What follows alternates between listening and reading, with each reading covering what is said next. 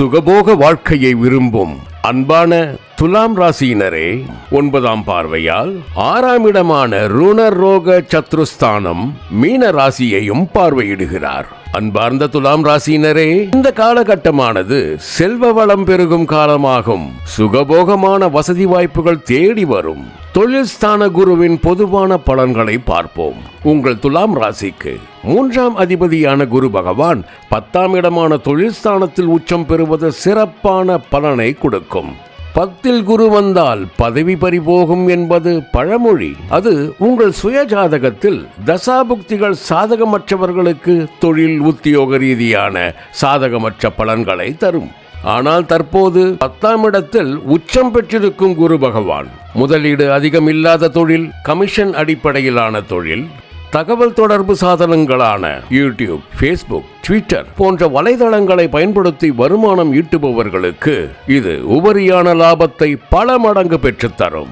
6ஆம் அதிபதி குரு பகவான் 10ஆம் இடத்தில் உச்சம் பெறும்போது அரசு ஊழியர்களுக்கும் இலாக்கா மற்றும் ஊர் மாற்றல் வரலாம். சிலர் மன உளைச்சல் காரணமாக செய்யும் வேலையை ராஜினாமா செய்யலாம். சிலர் லஞ்ச விவகாரத்தில் சிக்கலாம். தனியார் துறையினர் மாற்று வேலைக்கு முயற்சி செய்யலாம். அதிக முதலீட்டில் தொழில் செய்பவர்கள் கடன் வாங்கி புதிய முதலீடு செய்வதை தவிர்க்க வேண்டும். அன்பார்ந்த துலாம் ராசியில் உள்ள சித்திரை 3, 4ஆம் பாதம் நட்சத்திரக்காரர்களே, இருந்து சஞ்சரிக்கும் காலகட்டம் முதல் ஒரு பொற்காலமான காலம் என்றே சொல்லலாம்.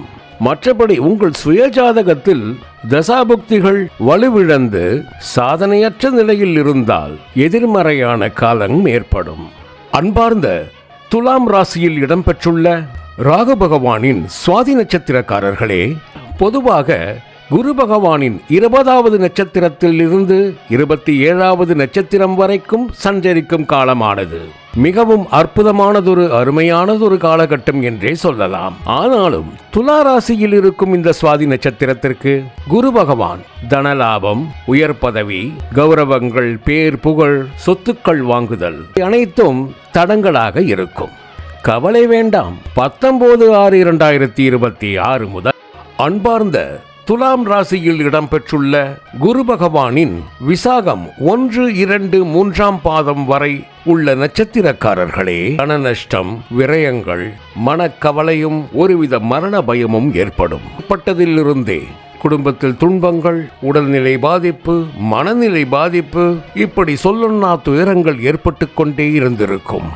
நட்சத்திர கோச்சார ரீதியாக உங்களுக்கு பலவிதத்தில் கஷ்டங்களும் துன்பங்களும் ஏற்பட்டிருக்கும்.